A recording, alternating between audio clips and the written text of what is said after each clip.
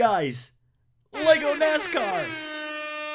Ah yes, the Speed Champions line. For a motor racing enthusiast, this is easily the best thing Lego has ever done, giving us fantastic classic and modern machines of all forms of speed, I guess you could say. Classic and modern F1 cars, classic and modern GT cars, fantastic cars like the Ford GT, and the Le Mans winning prototypes like the Porsche 919. But this Chevrolet Camaro ZL1 race car, as Lego calls it, was certainly a surprise addition for many folks. Now, this is not the first brick-built construction set stock car that has ever been produced in history. No, there's a long, storied history dating back to the mid-90s when Mega Bloks did their officially licensed NASCAR line. That was a personal favorite of mine. And then going a little bit further in time, K'NEX did another officially licensed NASCAR themed theme, I guess you could say.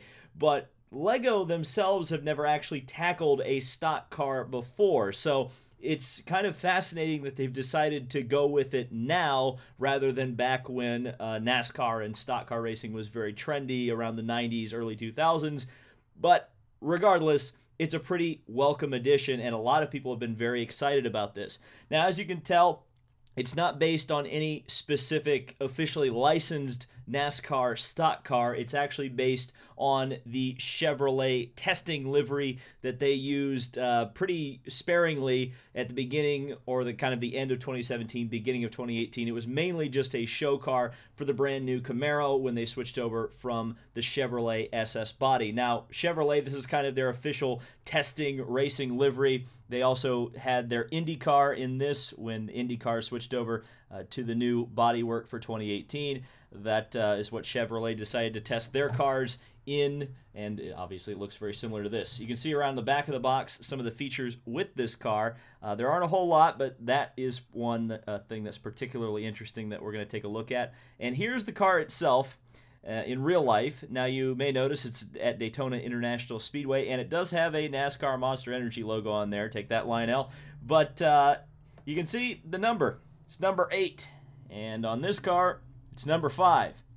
I'm guessing Lego or one of their lawyers said, hey, that Teresa Earnhardt probably doesn't want you putting a number 8 stock car out into the market. And Lego said, we're scared of Teresa Earnhardt, so we're going to make it number 5.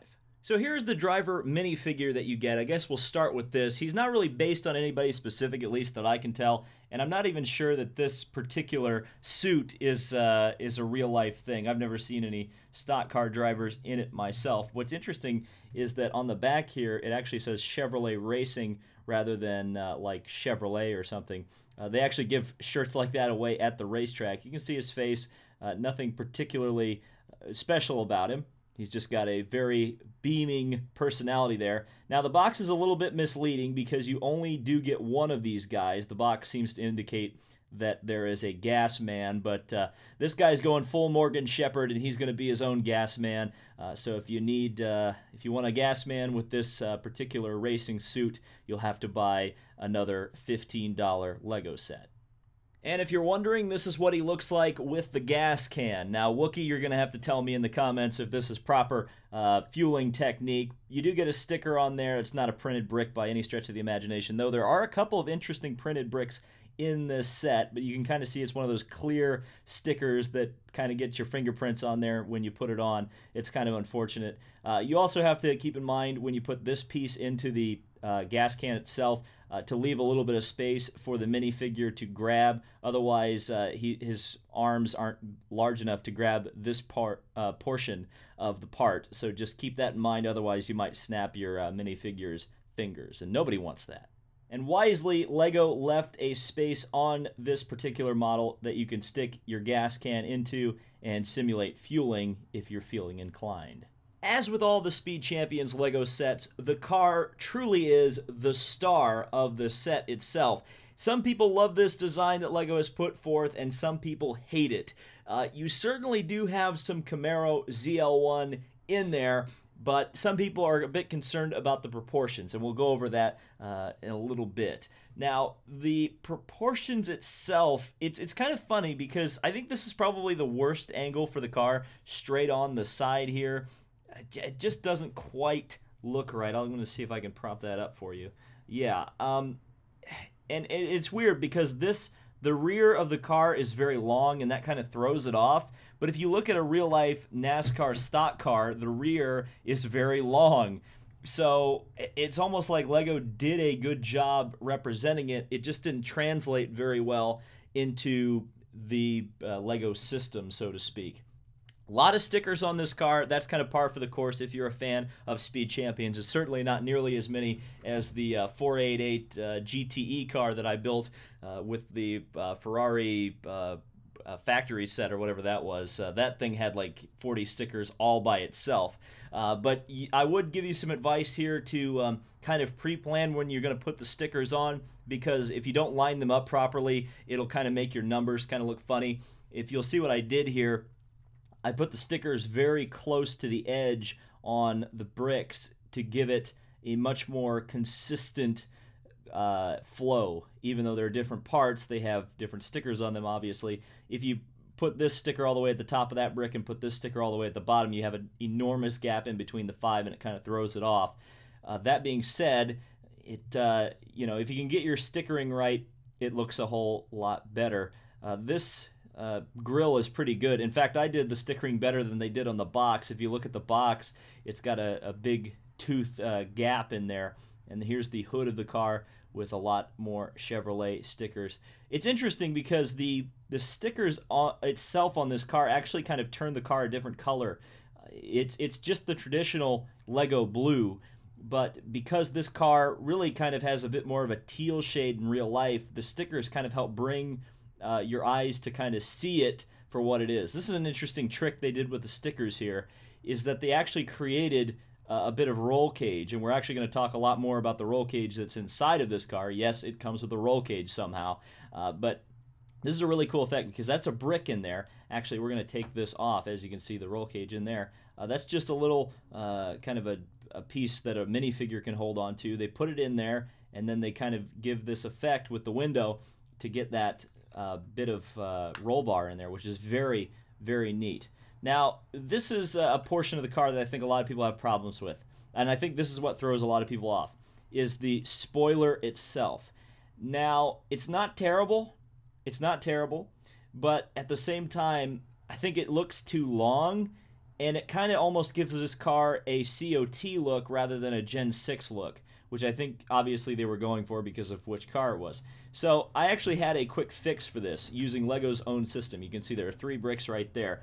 I took this piece off of my Porsche Loudboy GTE car, and if you just put that on there, you get what I think is a little bit more accurate, especially to modern day NASCAR, with the very large, small spoiler. It's definitely got a super speedway package look to it. So if you're willing to do a mod, that's a pretty easy one, and a lot of people have this part anyway to do that. Now let's see if I can put this thing back together without screwing up exactly how it's supposed to look. Now, a couple of things before we put the driver figure in. This is a printed piece, which is very nice. You get 2 of those to kind of do the deck lid sponsorship or whatever, or the rear quarter panel sponsorship, I should say. And a lot of people have been interested in this. The wheels. How did they get these things to look like that? Because it almost looks like it's a brand new wheel piece, but I can assure you it is not. In fact, look, rain tires. No, that's we know that's unrealistic for NASCAR.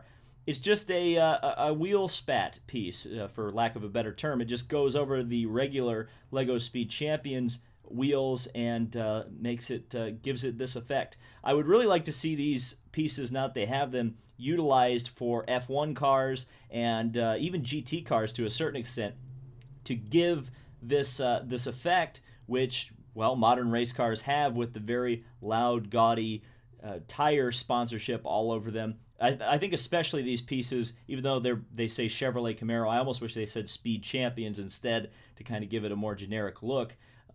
These would work really well for F1 cars. In fact, I'd kind of be interested to see what this looks like on like the Mercedes one that they released a couple years ago. And speaking of, I do think that the modern Speed Champions assortment, at least for this year, isn't as good as it was last year. The only two that I really had a lot of interest in when I went to my local Lego store were this one and the McLaren Senna. There isn't a really good selection this year, especially compared to last year's selection. There's the bottom of the car if you're interested in that.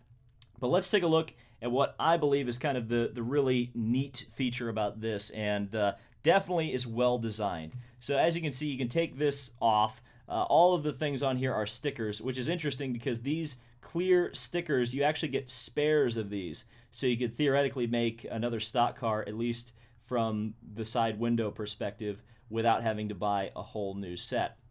But if you look inside here, you have a roll cage, or maybe it's not a roll cage. I think that's definitely what Lego was going for in a lot of ways, and you'll see in just a second when you put the driver in. It almost gives you the impression of the kind of modern NASCAR seats, kind of post-Dale Earnhardt, where you have a very enclosed area for the driver to sit in where his head's not going to move around too much.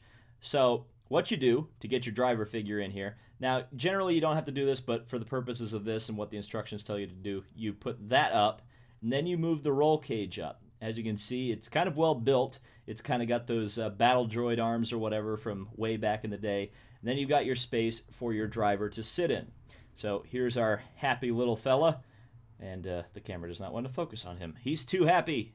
So we're going to stick our driver in. He clips in nice and easy. As you can see, he's very happy to be nice and safe inside his roll cage. So you clip that down, and that's what it looks like.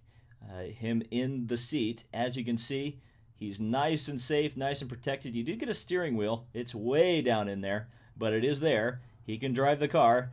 And then when you put the roof on top of the car, it all fits in there. And you kind of get this neat look, if I could actually clip the thing down properly. You get this neat look of when you're looking into the car, you can see him and the roll cage. Especially it works there on the side windows where you can't see a whole lot of the driver. You can just kind of see the top of his helmet, and that's really kind of exactly how it is in real life. So I think Lego did a really good, solid job to represent that particular part. Again, I think this set's going to be a little bit divisive. I think some people are going to love it. Some people are going to hate it. It's just kind of going to depend on what your personal preferences are. I think a lot of people, though, are going to be very excited about this because obviously there are a lot of folks who are very much nostalgic about some of the things of NASCAR's past, and I think this is going to remind a lot of people of those old Mega Block sets. So, yeah, let me know your thoughts down in the comments. Lego NASCAR is a pretty interesting thing. So thank you guys so much for watching. This has been David Land on YouTube. Subscribe for more motorsports content, and we'll see you in the next video.